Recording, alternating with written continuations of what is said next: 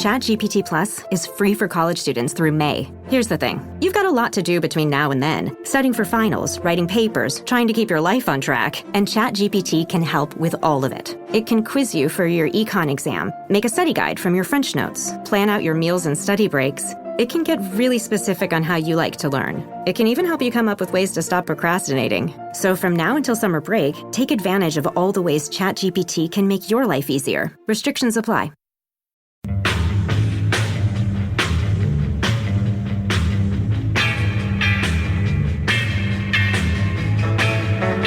This is The Roger Stone Show.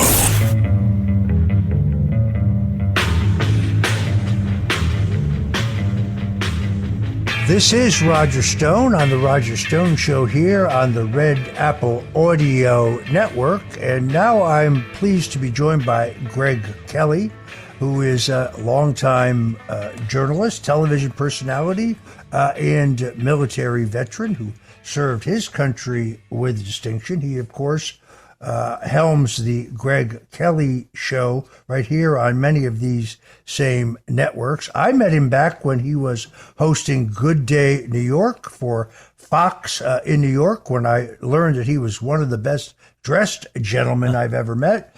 He has appeared multiple years on the international best dressed list that I turn out every New Year's Day. Greg Kelly, thank you so much for joining us on the Roger Stone Show. Well, thank you, Roger. And it's a good thing we're not on TV right now because I look like an unmade bed.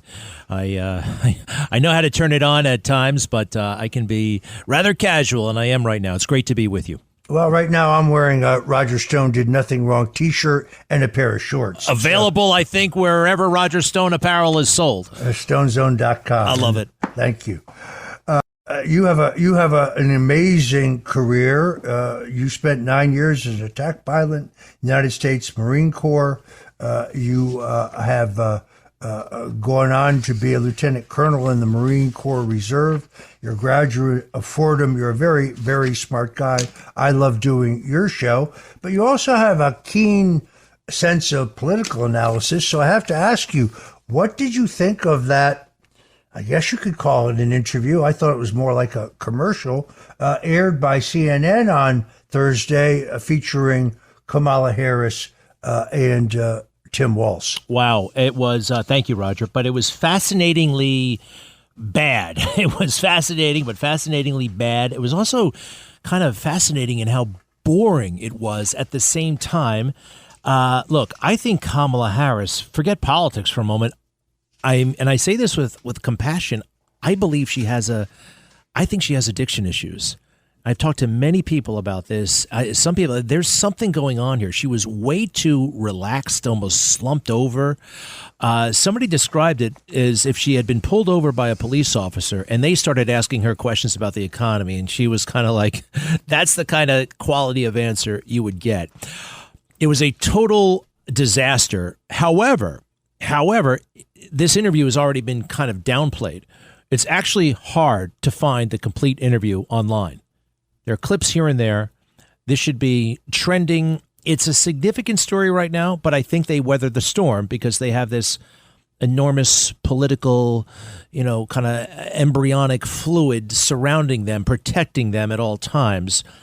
But they do have a problem on their hands. I think this penetrates. This gets through to the people. She did not look at all presidential. You have a hard time even imagining her as president. And one more thing I'll say, Tim Walz, the stolen valor thing, I mean, that guy just double and triple confirmed that it is a genuine example of stolen valor. Dana Bash, who is marginal, not horrific, but okay, marginal, asked her a direct question about stolen valor, and his answer was a non-answer. And to me, and he was nervous. You could almost tell that he was retrieving the scripted answer. They both did that a lot. It was so obviously rehearsed. So I think they should have done tremendous damage to themselves. They did, all things being equal. The only concern I have, does this message get through? I think it does, but I'm not 100%. What amazes me is the dual effort. On one hand, she doesn't want to point out how Joe Biden was forced out of this race. She has to say nice things about him, which she did. At the same time, she has to pretend that she had no involvement whatsoever in his administration. She bears no responsibility for the last 3+ years that have destroyed the middle class. When she's asked, what's the first thing you would do as president? She says, well, she wants to stand up for the middle class. It is the spending policies that she has supported that have destroyed the middle class. And then she says, well, she's for a child tax credit. That's the first thing she wants to do. Well, she voted in the Senate against expanding the child tax credit, and she knows that J.D. Vance has actually been the leaders for an expansion on the child tax credit. But since that would require legislative action, she can't do that on day one. Day one are things you can do by executive order. For example, the executive orders that Donald Trump used to seal our border that were repealed by Joe Biden within hours of his being elected. And then the other thing she listed was this home buyers scheme in which we would make $25,000 available literally to anyone who desires to buy a home, whether they have any ability to pay the subsequent mortgage or not. As I pointed out earlier, we tried this again. We tried this before. When Andrew Cuomo was the Secretary of Housing and Urban Development, Bill Clinton was president. It was called the subprime mortgage scandal. It crashed the entire economy, not just the housing segment, the entire economy. And then Dana Bash, I think she missed the boat when she didn't ask her about her capital gains tax proposal, which Larry Kudlow told me on his show last Saturday he thought would cause an immediate economic crash and even a depression. Dana Bash, I kind of think the joke from the beginning. You know, Roger, you're amazing. You know, and one of the many things about you that's really outstanding. Not only do you know politics, you know the game of politics, but you also know policy. And that's actually fairly rare in our circles, and it's just tremendous to hear what you just went through. The day one thing, day one I heard I'm going to value the middle class on day one. Now, day one is an action oriented. I don't think she even knows that. There was an obliviousness to, day one means you can come in and start signing those executive orders. I don't know if she actually knows that in her state. She really seemed ignorant.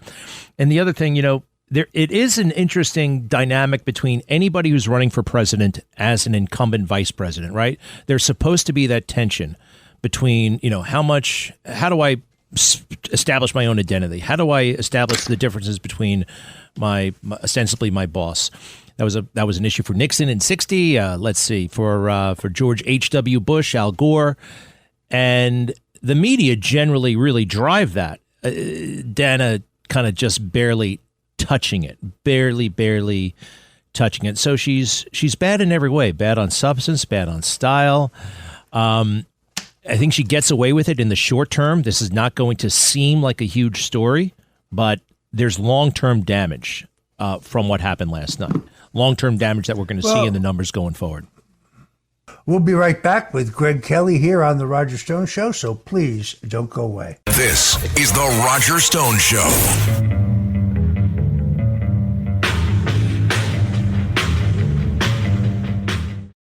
Last week was our first playoff game, and my plaque psoriasis was so itchy under all my gear. Sometimes just thinking about scratching could take me out of the moment. And then my doctor told me I could get clearer skin with a pill called Otezla. Otezla apremilast is a prescription medicine used to treat adult patients with plaque psoriasis for whom phototherapy or systemic therapy is appropriate. Otezla can help you get clearer skin after just 4 months. Okay, ready for the next game. Talking to my doctor about a pill was a total game changer. Don't use Otezla if you're allergic to it. Get medical help right away if you have trouble breathing or swallowing, swelling of the face, lips, tongue, throat, or arms. Severe diarrhea, nausea or vomiting, depression, suicidal thoughts, or weight loss can happen. Tell your doctor if any of these occur and if you have a history of depression or suicidal thoughts. Live in a moment. Ask your doctor about Otezla. Call 1-844-4-OTESLA or visit Otezla.com for prescribing info about cost, and more.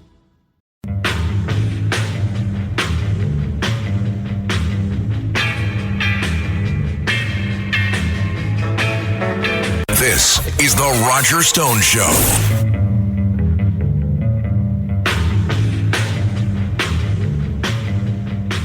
And we're back. I'm Roger Stone, and this is The Roger Stone Show on the Red Apple Audio Network.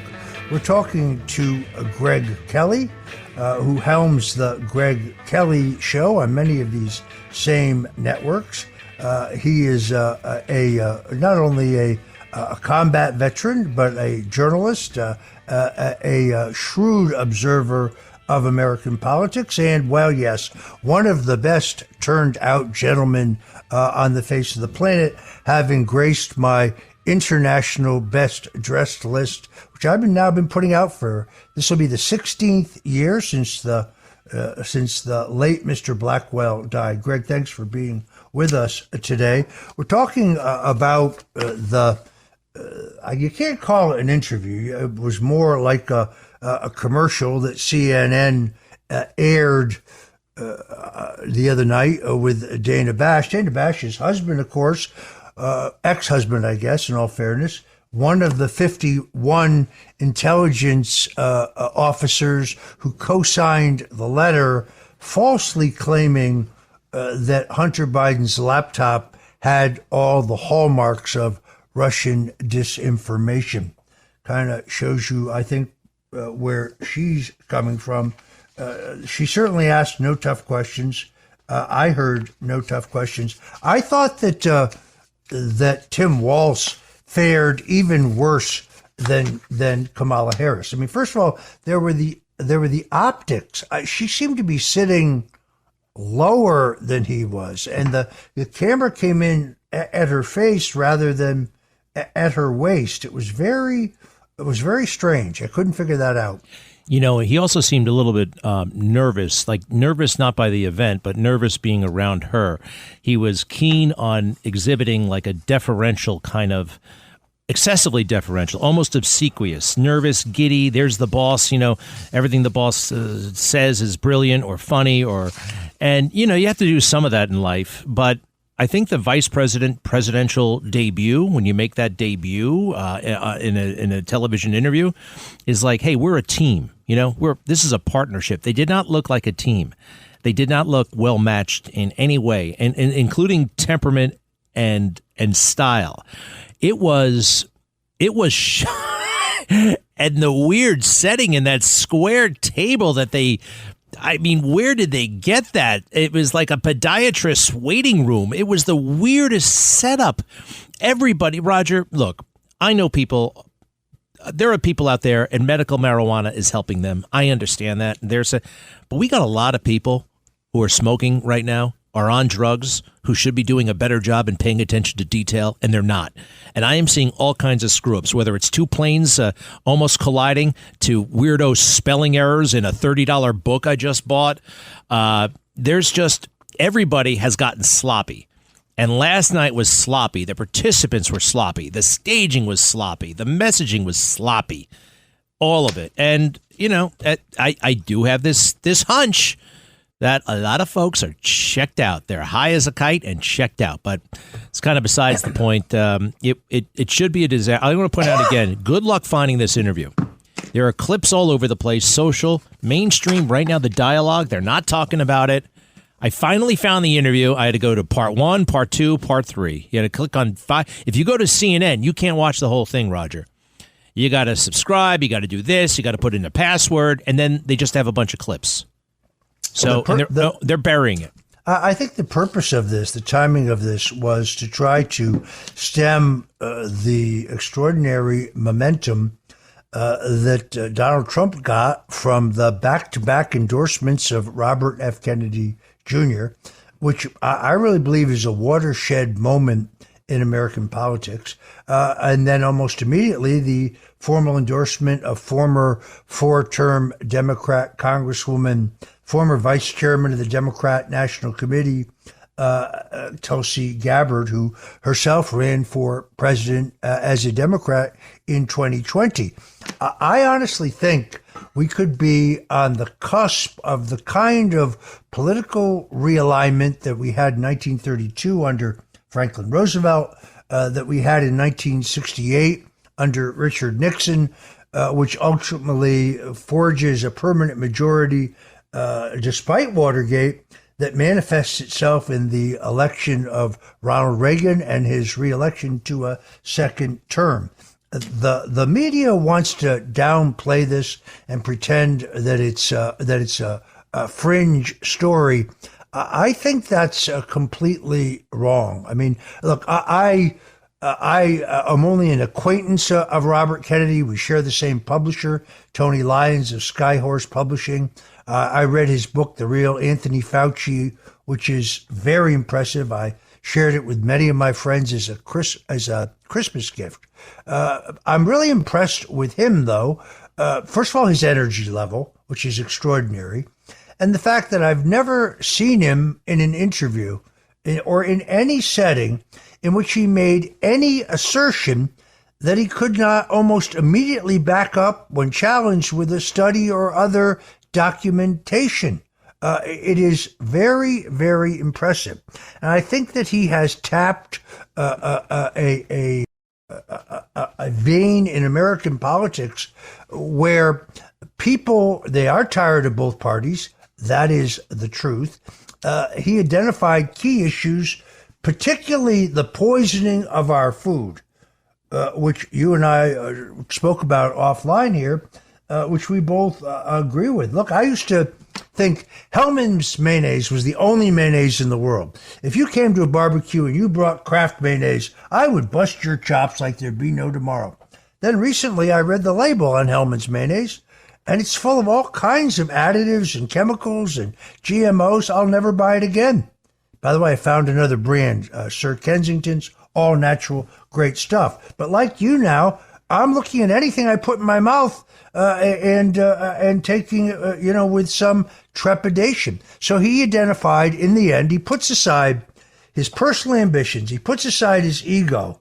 Why? What reason does he give us? One, war. The fact that the country is hurtling towards war. Two, the censorship, because there's a lot of Roger Stones on Facebook right now, folks, but not a single one of them is me, or on Instagram, or on TikTok, where I'm banned for life. Thank God for X, formerly known as Twitter, and Truth Social.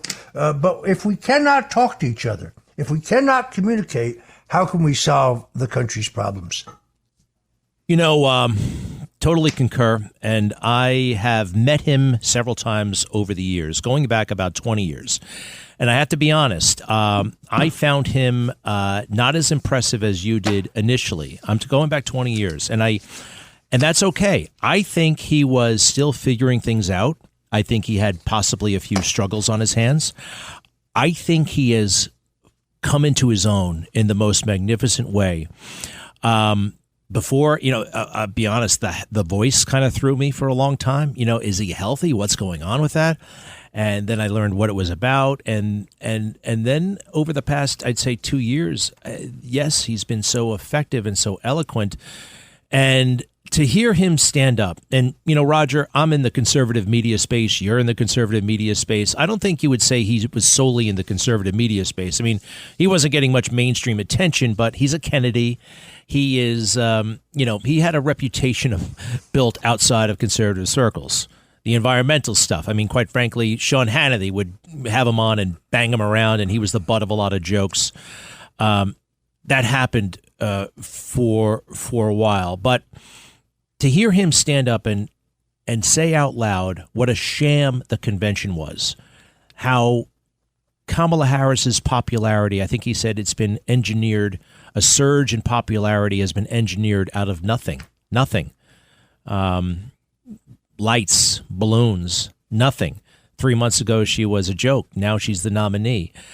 To hear him say it, of all people, was incredibly refreshing, and to watch the mainstream media squirm as he was saying so much truth. You know, they get very, very uncomfortable with it. I thought it was incredible, making the comparison, Joe Biden's America to Putin's America, to Putin's Russia. I mean, Putin did the same thing that Biden did to RFK, try to chase him off the ballot, the censorship, throwing opponents in jail. It shouldn't be America, but it is America. So it was probably one of the most impactful political speeches I've ever heard. And I'm very grateful. I have a reason to believe that you had a part in putting Donald Trump and RFK Jr. together. If you did, bravo. This is a beautiful partnership. And I think totally game-changing and a realignment, like you said. You know, Roger, I was there on June 16th, 2015, in Trump Tower when he came down the escalator. I was there by accident. Rosanna Scotto was my co-anchor at the time. I was on local TV in New York. She was friendly with Michael Cohen. She tells me, hey, you want to go over to Trump Tower? Something's going to happen. I'm like, okay. So we go over there. We don't really know what's going to happen. Is this going to be a new game show or whatever? Comes down the escalator. And I was just entranced by Melania. That's the only thing I noticed. To be honest, I was like, who is that woman? And he gets on stage and he makes that speech. It's an hour long. And I keep glancing at Rosanna. We don't say anything to each other.